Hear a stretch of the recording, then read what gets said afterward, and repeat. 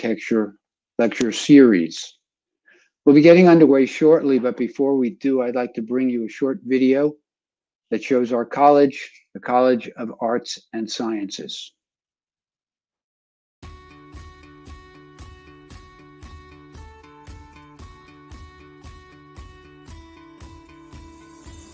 Nobody is going to ever replace the capacity of a human. And this is why thinking is our #1 obsession. What's great about URI, especially in arts and sciences, we're a liberal arts college within a bigger school. And so you get that liberal arts feel, but you also get the ability to do research. We, as the flagship school of our state, do cutting edge work. You have to really look at schools as a place to grow as yourself. You're not going to be handheld anymore. This is a time for you to really delve into yourself and find what you like. It needs to be somewhere that you're going to find to be a home, but also a place to build yourself. And I think that URI does a great job of that. Students learn when they engage and get their own hands in that material. You're going to construct knowledge. You're going to do research.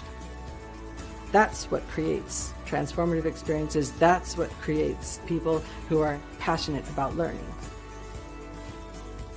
Rather than simply acquiring a body of knowledge, they themselves are developing in a way that keeps them agile, constantly able to re-educate themselves, constantly able to think critically, to adapt to new ways of learning, new ways of thinking, and to keep evolving throughout the course of a life. Undergraduate liberal arts education is so transformative to the mind, to who you are. The humanities and the arts are there to help you explore the fringes of what's possible, and understanding how you can look at the world in new and different ways and be ready whenever changes happen. Multiculturalism and multidisciplinarity are very important because it gives you a unique perspective. You see students are actually excited to see people that think about problems from a different perspective. Problem solving can be attacked from different points of view. It's nice to be able to come to a school where there's like so many different narratives, so many different perspectives. There's a place for everybody. I think really what URI has to offer is the people and the opportunities. The people around you, they're all going to help you grow in ways that you've never understood before. I think there's a lot of people, students in particular, that are just excited that whatever field they're in, they want to be the best at it. There's a sense of pride in the work that you put out there, and I think that's kind of infectious.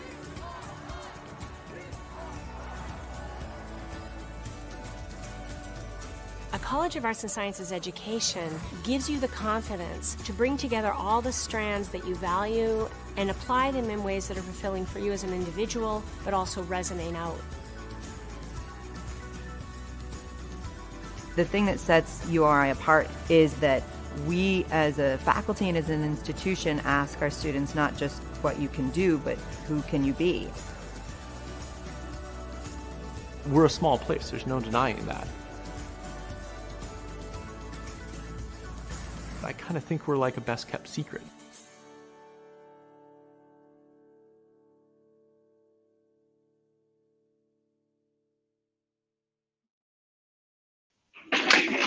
Good evening.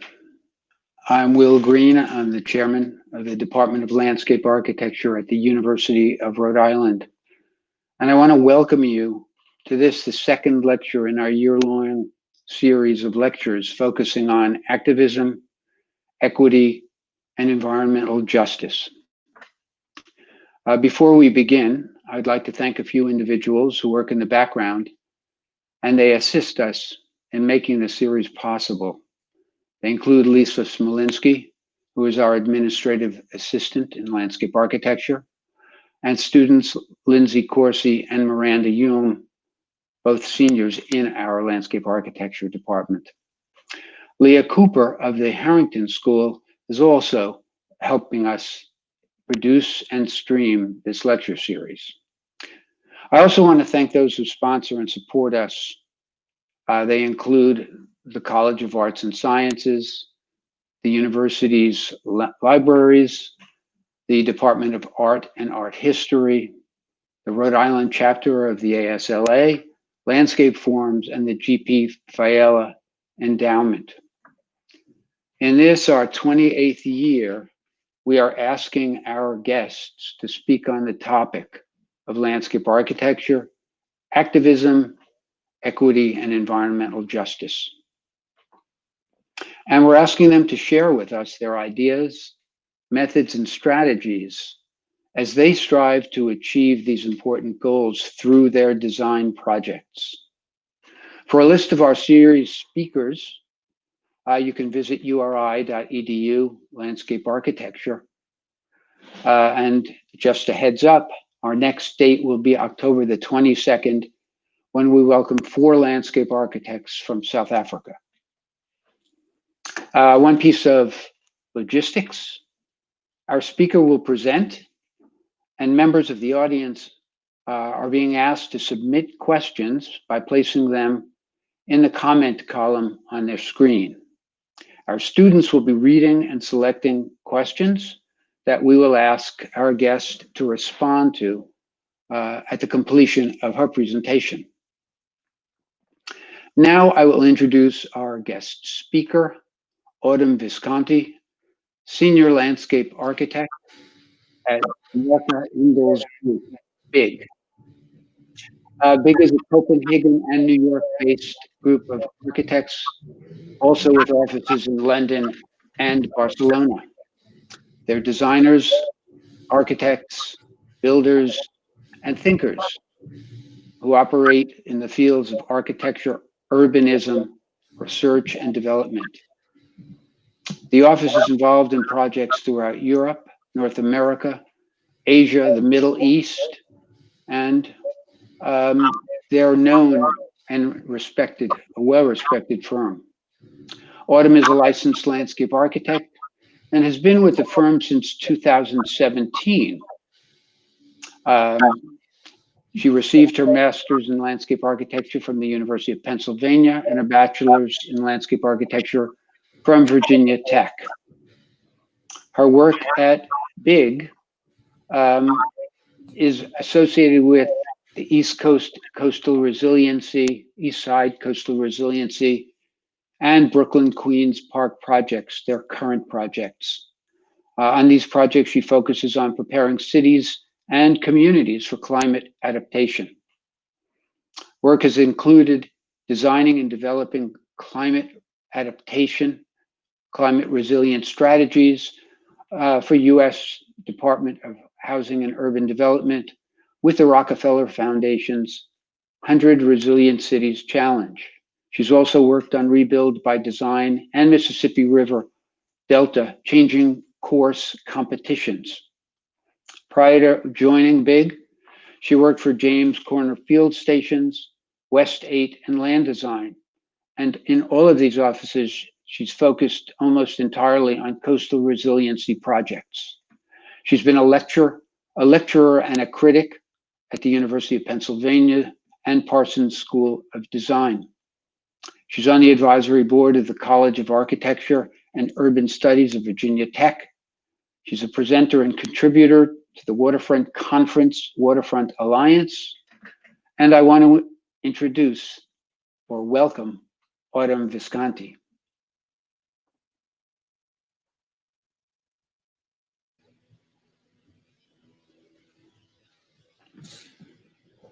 Hi, hold on just a second. I'm just trying to get this to go here.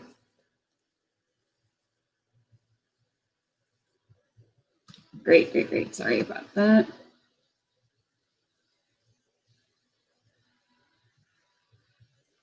Okay, great. Can everyone hear me? I cannot see my screen, so I'm going to assume that you can. Okay, great. Hi, everyone. I'm Autumn Visconti. I'm a landscape architect at Bjarke Ingels Group here in New York. I'm going to give you a brief overview of our projects and our work, as well as our recent projects that focus primarily on coastal resiliency, activism, equity, and environmental justice.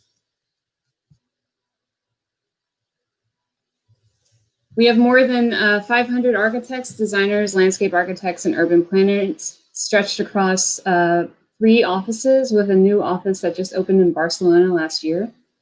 We're a very diverse group of designers and collaborators. And outfitted in a few kind of outposts stretched across Europe, as well as here in the US, in my own backyard in Dumbo. This is our London office. It's very small, about 50 or so people. We range up to a larger scale office in Copenhagen that you can see here. This is about 200 people or so in an old bottling factory. Here in New York, we also have about 200 to 250 people down in Brooklyn on the waterfront in Dumbo. And you can see all of us here on the rooftop, pre-pandemic days. And as I was saying earlier, we just opened up a new office in Barcelona. Right now we have about 10 to 15 designers, and we're outfitted in a small row home on the 2nd floor. Our office is filled with interdisciplinary designers and creatives, and we design on a range of scales ranging from sofas to cities, we call it. Coming from a landscape architectural background, I've been more or less involved in kind of large-scale planning efforts, ranging from coastal resiliency projects to plazas and campus master plans across the US. We work very iteratively. We constantly test our designs and use models as a way to inform our process. But I want to talk specifically about our work in the public realm. Our urban projects stretch across the world with a huge concentration in the US, in Europe, as well as in Southeast Asia. One of our first public projects is the Copenhagen Harbor Bath, where we have a kind of extension of the city grid running out to meet and extend into the waterfront, creating public space, public usable and accessible spaces for people to interact with the harbor. Similarly, in 2018, we opened up another harbor house in Aarhus in Copenhagen, or Aarhus, Denmark, just north of Copenhagen. Similar concept where we extend the city streets into the harbor and create a diversity of uses that interplay water and different uses and heights of water as it relates to the harbor bath.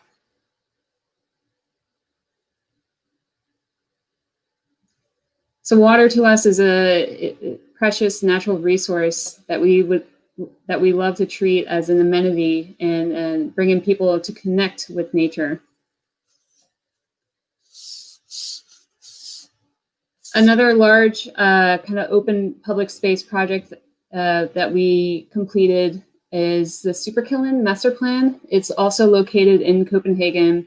And what's interesting about this one, especially in terms of activating a public open space by embracing diversity, is this site, as you see here on the screen, is an old rail bed. That rail bed essentially kind of disconnected a number of communities, creating kind of segregated communities right in the heart of Copenhagen. And it was often kind of seen as a harsh border that would divide communities and populations.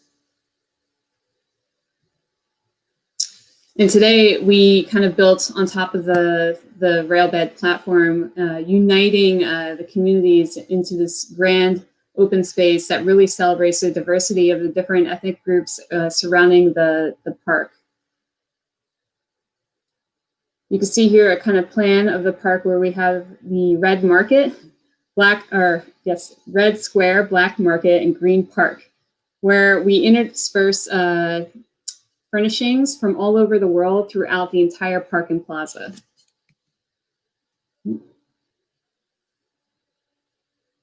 So given an aerial view here, we kind of mix together all these different artifacts that you would find across the planet, ranging from tree pits to benches, trees we found that were able to grow in this particular climate, palm trees specifically, a fountain from Turkey,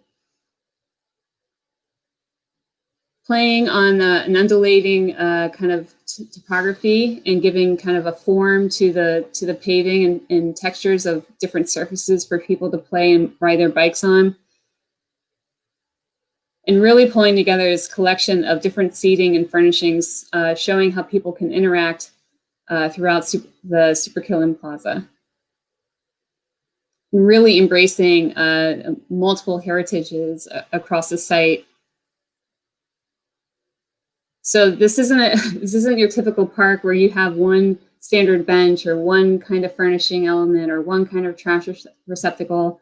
This is really about embracing the diversity of the different communities that surrounded the neighborhood. Coming a little closer to home, I want to focus specifically on a couple of projects that we've embarked on over the last few years. These projects are near and dear to my heart as they relate to coastal resiliency and climate change. We have two here in New York as well as one on the West Coast, so they're both kind of different approaches in how we plan for our rising seas. The Big U was brought on by the Rebuilt by Design competition, which was introduced after Hurricane Sandy happened in 2012. So we're coming up on the 8th year reunion. It is around this time of year, where all of Lower Manhattan experienced storm surge and sea level rise event from the superstorm Sandy, inundating one of the largest powerhouses and causing a massive blackout for all of Lower Manhattan. Also, one thing I do want to point out is the impact from the flood greatly had a severe impact towards the lower income communities that were kind of planted along the eastern river bank. So I'll kind of show you that in a little bit here. Our Big U concept looks at essentially a U around all of Lower Manhattan that stretched around 10 miles. And we wanted to take an approach of reinventing a different kind of infrastructure that not only operates and performs for sea level rise, but also doubles as an amenity for people. In doing that, we began to look at diversity of uses from park recreational facilities in our parks, and really beginning to understand how we can embed infrastructure into our outdoor urban space. We like the idea of the High Line, where we took a park program and couple that with infrastructure. So it does a double duty of providing protection for citizens around New York, as well as an amenity for park and open space. It's kind of like the love child of Robert Moses and Jane Jacobs of doubling infrastructure, but also giving back to the people and being as diverse as possible for the communities that it runs through. Here's an outline of the 10-mile-long Big U. It's a tailored approach to traditional infrastructure with diversity. So here you can see that it runs along the different communities around Manhattan, and it has different kind of uses and program areas as it relates to each neighborhood along the waterfront. And here you can see in the highlight on the slide here is the inundation from Sandy. So you can see how far the sea level rose into our city just from a normal storm event, as low as a category as Sandy was when it hit New York. But also what I would like to point out here is the different kind of pinch points that occurred along the site, where we begin to treat these little areas as holes of a ship. So you can begin to phase the different portions of the Big U as it wraps around the coastline. So you don't build it all in one swoop. It acts as a capstone to a number of, or a series of projects that can, in sum, provide protection for the entire Lower Manhattan coastline. One of these holes is the project that we refer to as East Side Coastal Resiliency Project. It stretches from 2.5 miles from East 23rd Street down to Montgomery. As you can see here, it kind of captures this mini watershed as it relates to the East River. Also, on the backside of this floodplain is about 100,000 residents that live there today. These are some of the photos that emerged from that storm event in that particular neighborhood of the Lower East Side in the East Village. And what's really specific about this project as it relates to engaging with community participation is that it was essentially a plan that was built by the community and local residents. It's something that we take pride in and really give a voice to the community in a sense that they can own the design and help transform their own waterfront for the future. And we do this through countless community meetings, ranging from small stakeholder meetings at different NYCHA campuses to large-scale council and public design committee hearings. We also have to meet specific HUD requirements in order to receive the federal funding. And we also have to collaborate and work with many jurisdictions ranging from federal, state, city to local civic community business leaders. This is the kind of East River floodplain today as it relates to the East River and showing that kind of elevation of a 20, 50, 100-year storm surge and how could it potentially impact adjacent residences along the shoreline. Our project is effectively raising the shoreline and creating a new park space on top of an old park that exists today, providing a kind of what I call a hyper levee that gives flood protection and new community amenities such as playfields and recreational fields that is easily connected by large pedestrian bridges that connect down onto the urban side of the site. Here's an aerial view of the city showing the extent of that floodplain and the residents and buildings that we are trying to protect with this park. Simply by lifting the park, we're able to provide flood protection for all these residents and also providing a new amenity.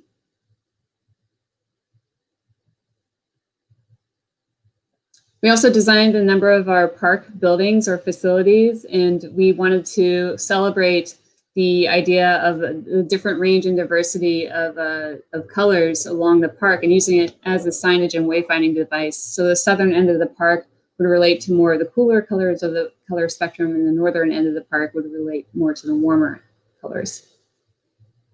You can see that as all the buildings are lined up here, the southern end being the blues and the northern end towards the reds and purples. So I'll give a little bit of a walkthrough through this East River Park, which is also the East Side Coastal Resiliency Project. Here we're introducing a number of embayments or step downs for the park, as well as recreational fields that are wrapped in different passive and play areas and great lawns. We're also increasing the height of the bulkhead, so areas to drop down into the waterfront with these little embayments are really important and super critical to bring people down to the waterfront when they want to experience touching the water and so forth. Our park width widens and then also tapers down to this more kind of skinny linear park, which has a series of deployable gates and flood walls. So you can see the highway stretches over the park. And the flood protection is activated during a flood storm or a storm event. So a number of gates will swing back and close and really kind of self-contain the flood protection and protect the surrounding community.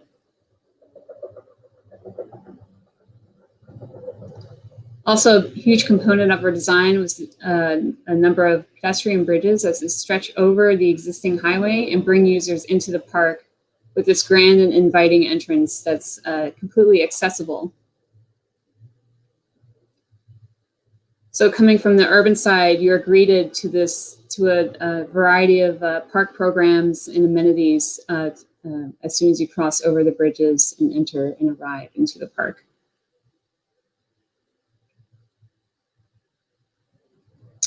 We also wanted to introduce a number of passive recreation areas, which doesn't exist today. There's only a small portion of the park that exists that is mostly paved for these kind of passive activities. So introducing these great lawns for people to relax and enjoy the waterfront.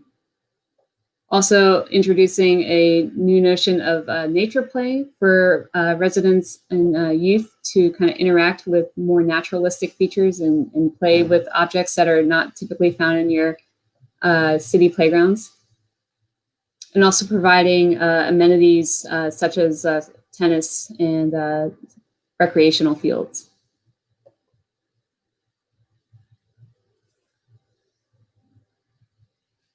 This is one of our largest park buildings, which is completely accessible. There's a park building that exists today that is not, it's a little bit outdated. So our new one is universally accessible, also kind of catered towards this diversity in the different kind of brick patterns along the facade.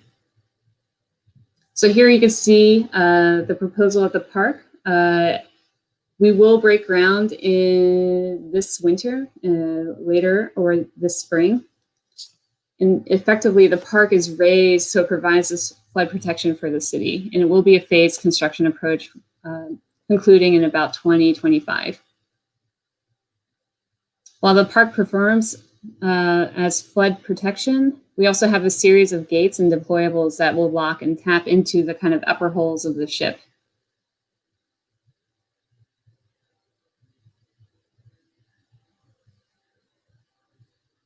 As I was saying earlier, community engagement is a really important proponent of this project, and really working with the citizens and helping them understand the need for a raised kind of park solution, and getting community buy-in and support for the project is an important part of the process, especially for public projects such as this. And really working with citizens and stakeholders and using large-scale models and really effectively rolling them out during community meetings so people can actually get a sense of the project more than just a means of using renders and videos.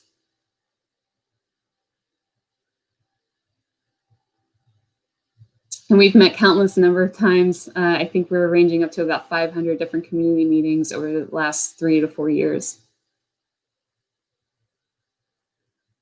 We also recently, because we are breaking ground this coming winter, we received full support of City Council, which was a huge milestone for us last January.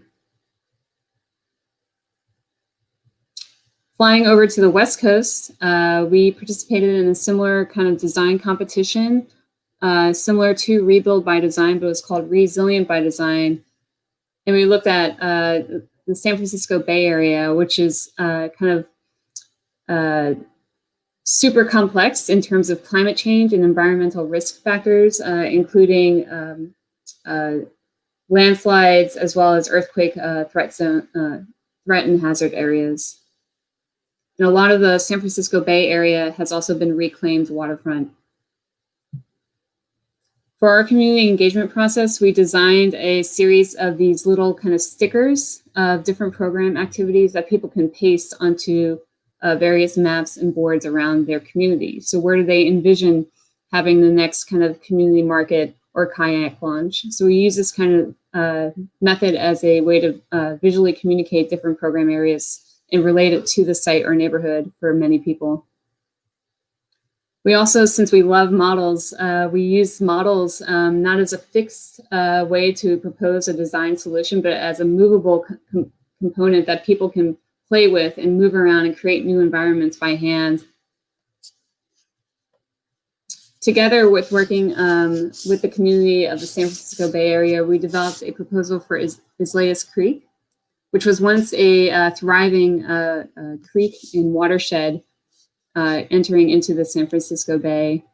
But over time, it's become completely developed and reclaimed, and channelizing the water and eventually burying it with infrastructure.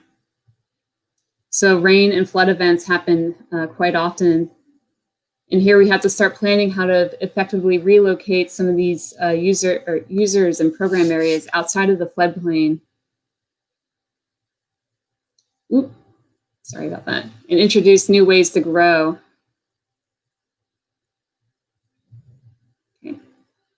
and expand respectively within the floodplain and work with the floodplain as a natural amenity versus a threat and hazardous.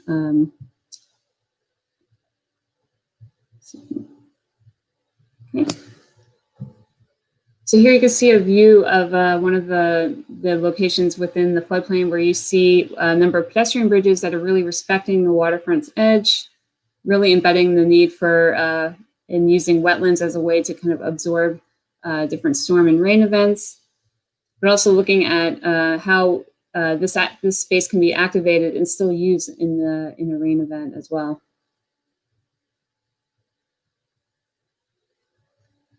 Touching on the note of design as activism, we're going back over to the East Coast and quite frankly in our backyard in Dumbo and Brooklyn Heights. We were looking at the BQE, which was built in the 1950s.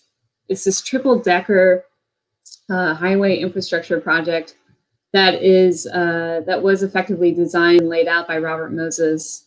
And it was quite a marvel of its time in terms of infrastructure because it kind of skirts this embankment along the Brooklyn Heights Promenade. But today, the triple cantilever deck is degrading and falling apart and eroding, as you can see here on the right. If the steel reinforcement isn't repaired by 2026, traffic will have to come off of this structure completely, which is something the city is looking for in terms of design solutions in order to repair this structure. So this kind of proposal from DOT came out in last year, and we had decided to do a kind of guerrilla-style approach of how to effectively rethink our infrastructure and prepare for our growing transit needs. Sorry, something is going on with the clicker here. Let me scoot ahead. But in order to do that, we like to look back into kind of the historical reaches of all of our projects and see how we used to interact with the waterfront and how we brought people down to the waterfront, especially from such a high terrain. So here we were looking at a historic map of Brooklyn Heights, I think of back in the 1800s, and how this city became a seamless transition reaching down into the harbor.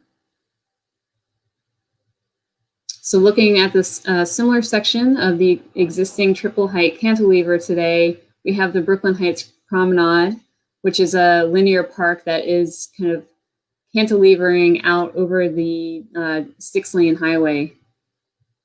We also have Brooklyn Bridge Park on the far right, which is connecting directly to the waterfront. And the city came out with a proposal about a year and a half ago where they were going to bring the entire highway up to that promenade and effectively build a 6-lane highway at grade with the community of Brooklyn Heights and repair the structure below just to bring cars back down to that structure in the future. So we came up with the BQP and rethinking of how we can transform the Brooklyn Queens Expressway into the Brooklyn Queens Park. So our proposal looked at effectively constructing and bringing that highway transit down to grade, running along the backside of Brooklyn Bridge Park, kind of cutting into the sound attenuation berm, which was built to protect park users from the sound of the highway to begin with, and effectively capping that at grade highway with a park and stretching the park from the Brooklyn waterfront all the way up to the promenade, effectively creating a triple highline structure and really continuing this kind of blanket of park from the neighborhood down to the waterfront. Our proposal isn't a fixed proposal. We looked at a menu of options of, taking the traffic down, keeping it at grade, but what can we do with that triple cantilever structure? Could we adaptively reuse it for more parkland? If it's not structurally sound, we can use its debris from demolition and recreate the existing escarpment that exists today that was covered up by the highway to begin with, or create a new park structure that weaves in between the existing promenade that stretches all the way down to the waterfront. So can we go from a busy and noisy highway to a beautiful and kind of charming habitat oasis for critters?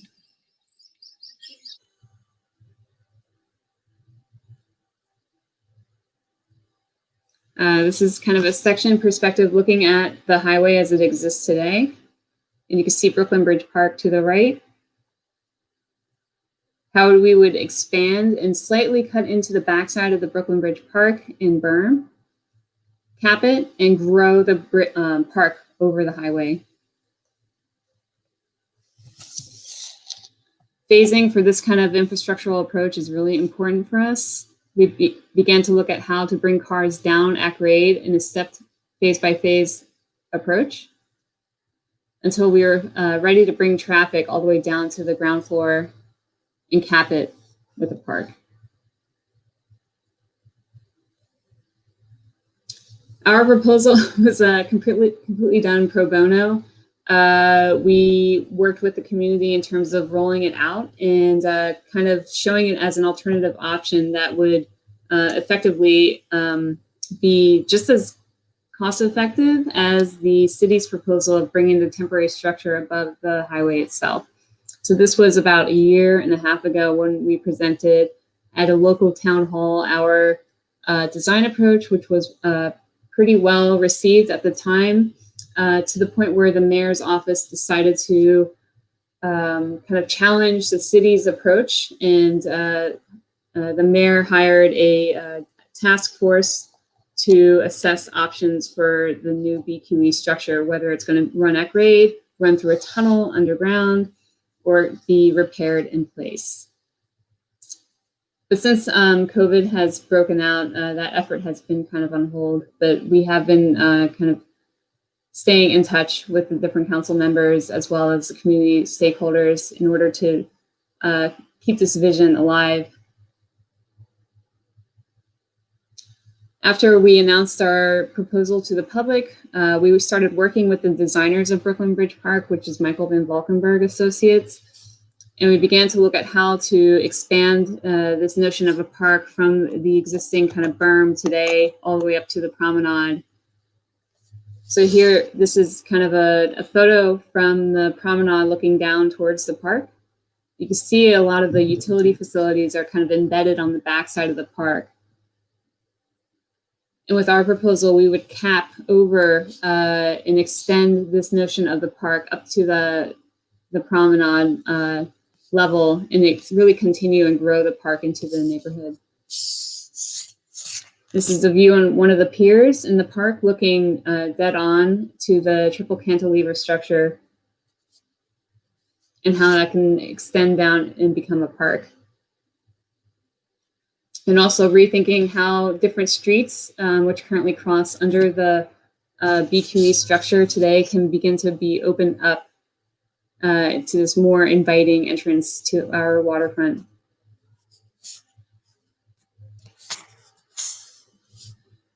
We're not only thinking of just the Brooklyn Bridge Park waterfront, but also thinking about how we can begin to treat the rest of our infrastructure as it stretches from southern Brooklyn all the way up to the Bronx, and looking at different ways the highway runs along the coastline, whether it's trenched or an elevated viaduct. And similar to our Big U approach, begin to think about all the different neighborhoods it runs through and how it can become adapted into different park uses over time. Part of our public engagement effort for this, and a way of getting the design out there in front of the right eyes, we really worked as design activists and developed a website. So please check it out. It's called bqpark.nyc. Similarly, we did a design proposal for another piece of infrastructure right next door, which is the Brooklyn Bridge.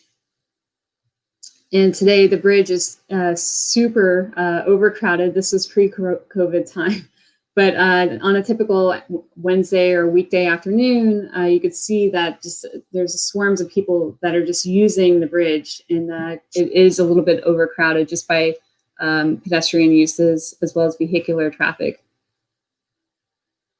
We kind of took the opportunity to really reassess how we treat our infrastructure, especially during times of the COVID pandemic today, and really thinking about the need for open spaces and how we should cherish these kind of structures as a way of becoming new platforms for public open space.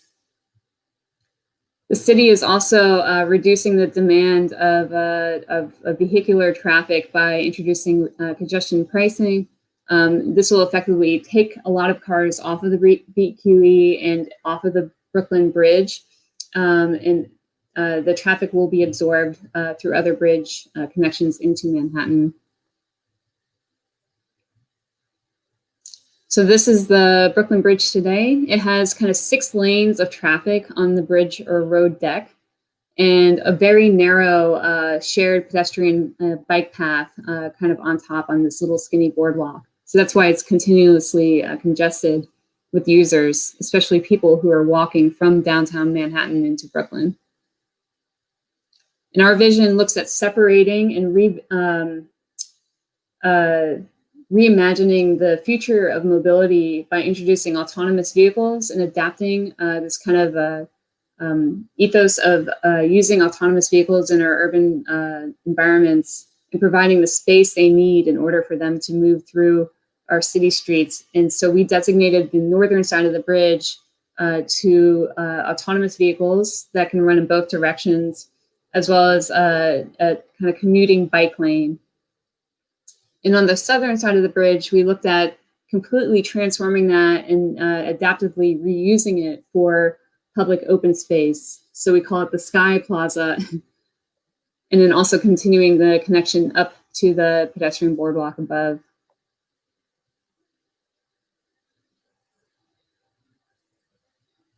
So we were looking at immediate and long-term solutions for how pedestrians can begin to occupy the roadbed of the Brooklyn Bridge.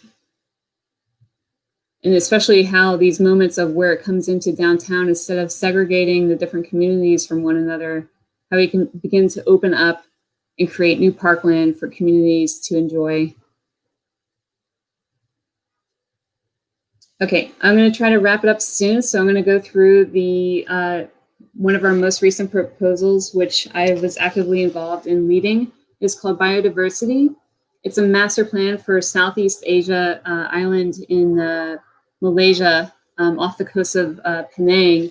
There's 3 new islands that embrace the idea of biodiversity and using that as a way to guide and support development and working peacefully in tandem with different kind of species that exist in this kind of tropical belt. So Malaysia is kind of the nexus of shipping routes. So it is at a crossroads of many economical corridors as it relates on a global perspective, but also connecting into China and Southeast Asia. It is also a prominent biodiversity hotspot with a number of patches and fragile park areas that really need the connection in strengthening these different kind of parks and reserves to really enhance the notion of biodiversity in the area. So zooming in off of the kind of peninsula for Malaysia, here you can see this tiny little island called Penang. And this is the Penang state, so it's part mainland and part island. And just off the shore of Penang is a proposal for land reclamation, so building new islands to absorb the kind of crowding and overpopulation of the larger island today. And the need for this is in part because this is kind of like the Silicon Valley of the East, where we have kind of a growing population that's also encroaching on this kind of mountainous ridgeline that's separating farmlands from the city. So instead of developing into the adjacent farmlands, the city and state wanted to develop new islands just in the southern bay of Penang to establish new residencies and new towns and city centers for Penangites. So here you can see the infrastructural proposal that's connecting into the island, but also plans to branch down into these new islands below. So this was a proposal that was already planned for by the state of Penang, as well as Malaysia, and working with a private developer in order to respectively plan for development along the south shore of Penang. One thing that I would like to note is that we worked with the community in the very beginning, really taking into account a number of interviews that we've conducted on the street, really embracing the indigenous cultures of Penang and thinking about how we can embrace this notion of diversity, not just for biohabitats, but also for cultures on the island.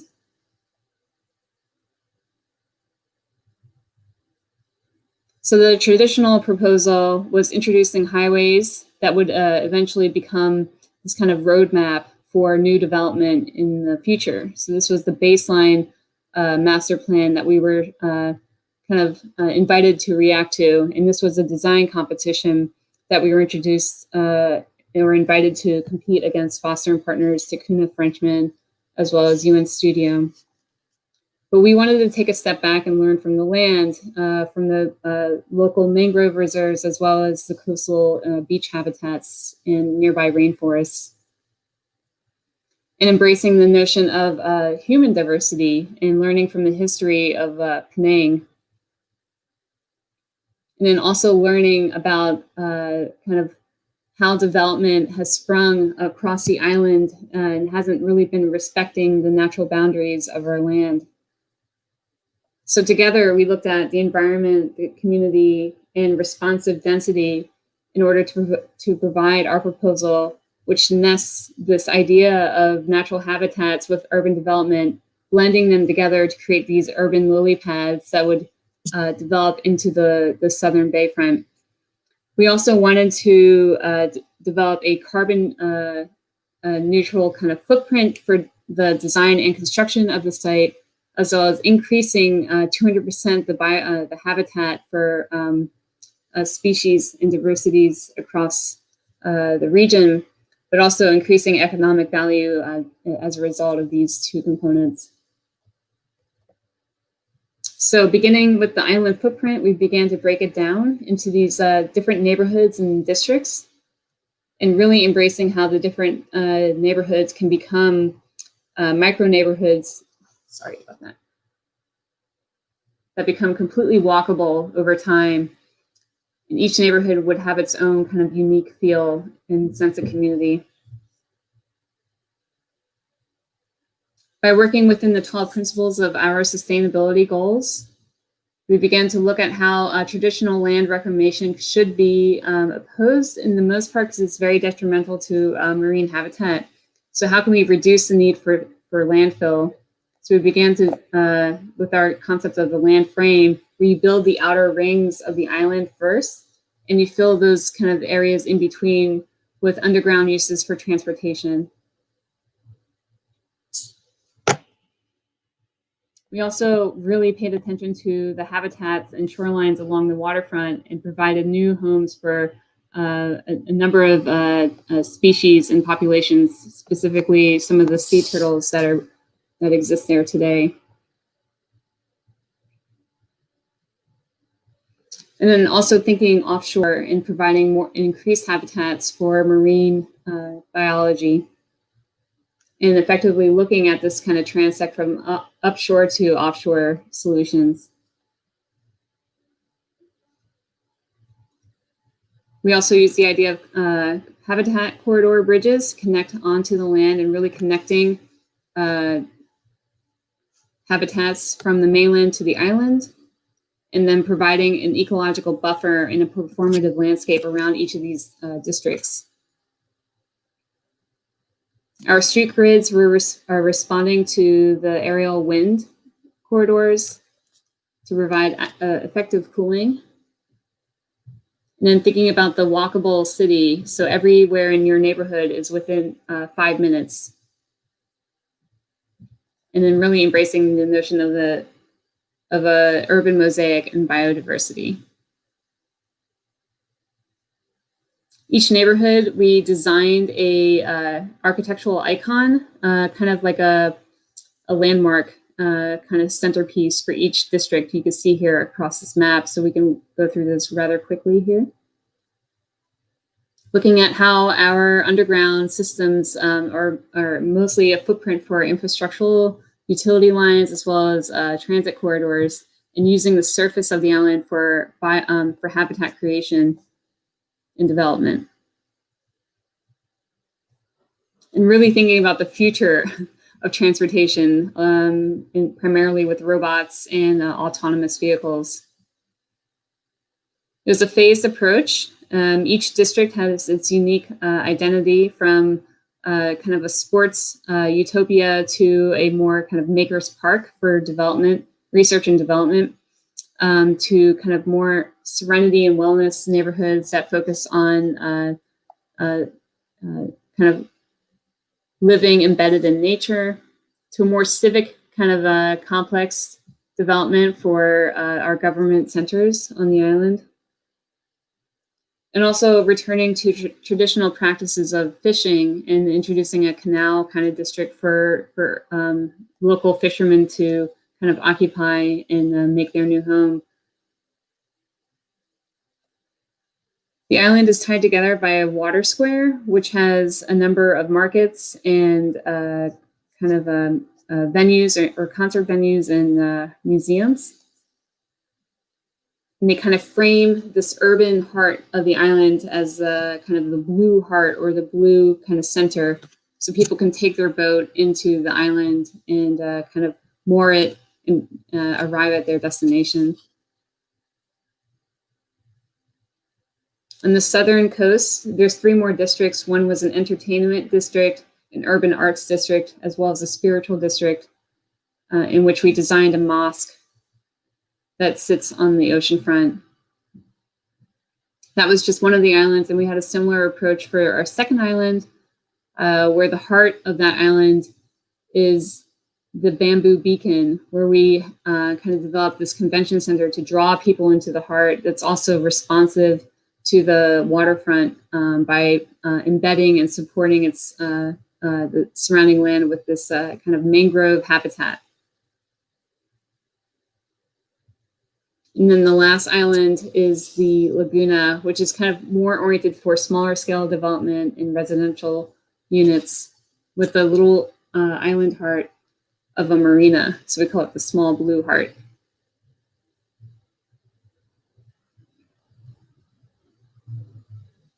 So we developed this proposal entirely while we were during our quarantine, starting in March. We spent a few months working on it with a rather large team, kind of all remotely.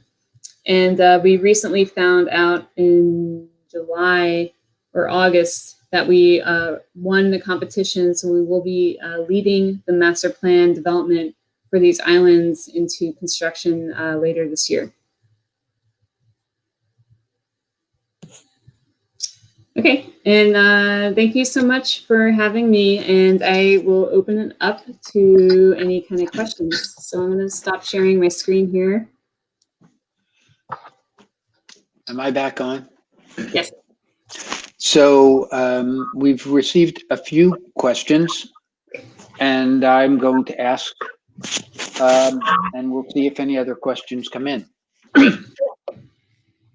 So what have been the most successful strategies that your firm has used for reaching out to and including underrepresented communities in the design process? I'm sorry, can you repeat that again? I just had to turn my volume up. What have been your most successful strategies for reaching out to and including underrepresented communities in the design process, particularly for New York City, Right, where right. you've got the big U. So, especially for the Big U, because the first phase of that project was the East Side Coastal Resiliency Project, and that phase was selected primarily because of the more vulnerable populations that exist along the kind of Eastern River waterfront. And that is about 100,000 residents, maybe more today, which is primarily low-income communities, especially the kind of residents are that are established within the different NYCHA campuses on the backside of the park. So we've met with so many stakeholders. It must have been about 500 meetings, and we were, you know, very specific in each and every meeting, looking at the massive scale of the park, and really narrowing down about how people can connect easily into the park and what is specific needs they want in their portion of the park, because someone who's living on the other side of one end of a park is not going to travel 3 miles to go use basketball courts, for example, on the other end of the park. So we were really specific in engaging with the kind of residents in thinking about their needs and how we can begin to reprogram the park. So we did that through kind of in-person meetings back in the day, with large rollouts and really kind of sketching together many design iterations. And then we began to introduce using different components such as physical models, and really kind of using those as building blocks to help reimagine the waterfront. So we were really kind of on the ground going into all the different community rooms for all the different NYCHA campuses, and really working with the many stakeholders that live and work there today. So that was kind of our kind of rolling up the sleeve and really kind of planting ourselves into the community and working with them and making sure their voices were heard, because they effectively became the majority support for our design. And that's what effectively helped the project become approved through City Council. It's because how important it was for the people that lived on the backside of the park. Were you responsible for the community organizing, or did you have a consultant who ran that? Yep. We were primarily responsible for the community organizing. We worked with a number of firms in preparing the materials, but we were kind of lead in that component. So we do take pride in using our materials and models to help communicate the design, because we use that as our source of inspiration by learning from the community, their diversity and needs for whichever project it may be. But again, it's something that we really kind of pride ourselves in, is this kind of notion of public engagement and working with community members to envision a new project for them in the future. Related to that question, someone wrote in, what has been your favorite way of getting feedback from a community? What are the activities or the games that you include? I really think it depends on the location, honestly. My favorite way personally was just sketching with people on a plan, but I think that's a little bit kind of old school. So we began to develop the stickers that you can place on maps, and then also rolling out the different kind of model components for people to kind of build together. And we have been doing that a little bit more lately in terms of, I mean, before the pandemic, but we have been using models more as a way to communicate design opportunities by just developing these tiny little components that can build and change forms on a kind of printed base map for people to kind of plan and play around with. But I'm kind of curious how it will, how we will engage with the community digitally. We have been doing online workshops, inquiries, where we can begin to take in different forms of community input. But I'm actually kind of curious how we will, begin to develop new ways of communicating design and working with community members in the future. I would assume that has challenges associated with it, because not everyone has the same technology.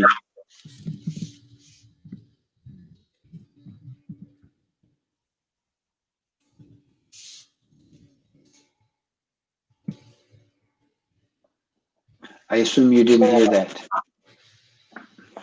Were you able to hear, Autumn? Yes.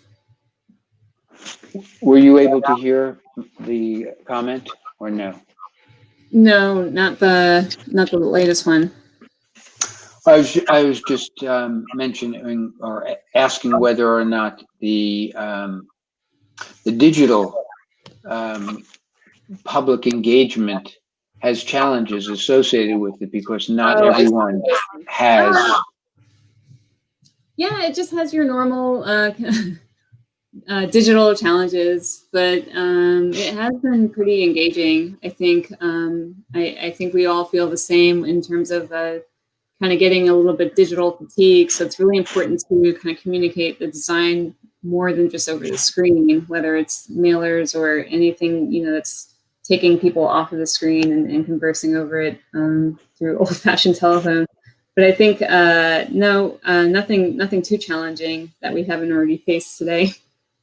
So another student wrote in, as Big has offices all over the world, do the offices work together in order to complete a project, utilizing resources from other countries?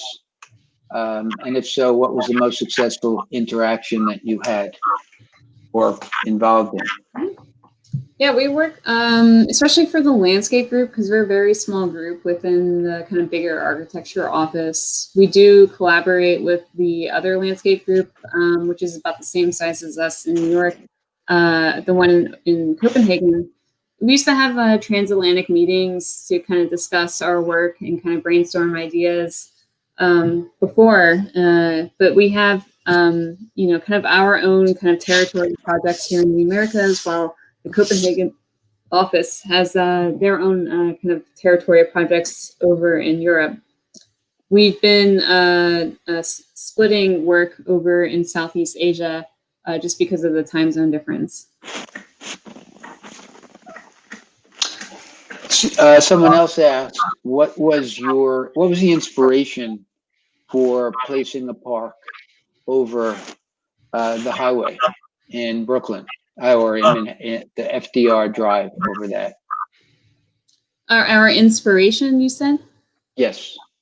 So I think our inspiration was originally kind of just looking at the aging infrastructure of the cantilever itself, and really envisioning how we can begin to reuse aging infrastructure, not just here in New York, but across the US. And I think one of the examples of that here in New York City is the High Line. So that was kind of our original impetus of reusing aging kind of structures as a new kind of armature for park space, especially in dense urban environments, but also looking at our neighbors in Brooklyn Bridge Park and really seeing the need to create larger spaces for recreation and activities. So really kind of drawing from two lines of two different landscape architectural practices and blending them together to create the BQP. There was another question, and I think it's related to students being excited by travel. Are there any, I would ask, they were asking, are there any projects that you don't get a chance to visit? And I'm going to ask, for example, in Asia, how many people get an opportunity to go visit a large project like you're working on? So yeah, pre-COVID, a site visit is critical for every project that we work on. So we typically go to our site to visit, not only to see the site and limits itself, which is sometimes can be quite boring, but to really expand and kind of get a sense for the community and the different neighborhoods or kind of regions that the site is located in, which I think is really important to keep in mind, especially for landscape architectural projects, how we begin to relate to the region and contextualize our design by looking beyond our site. So I have one more question to ask that came in, and it is about the rendering software that your firm uses to make perspectives and other graphic visualizations? Sure. So we use a lot of different kinds of software, primarily Rhino for everything in terms of studies and setting up kind of the base files for everything from cities to sofas. But then we take those files and bring them into different rendering platforms. Sometimes we use Rhino, but lately we've been using Lumion and Enscape.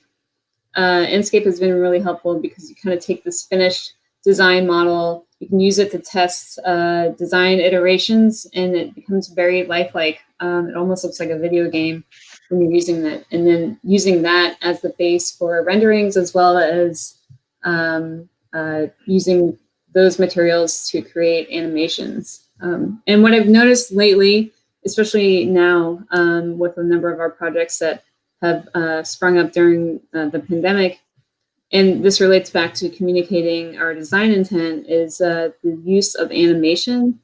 We use animations to tell the story of our projects a lot, and it is a really effective communicating tool because it's something that you can share and help spread the word about our design.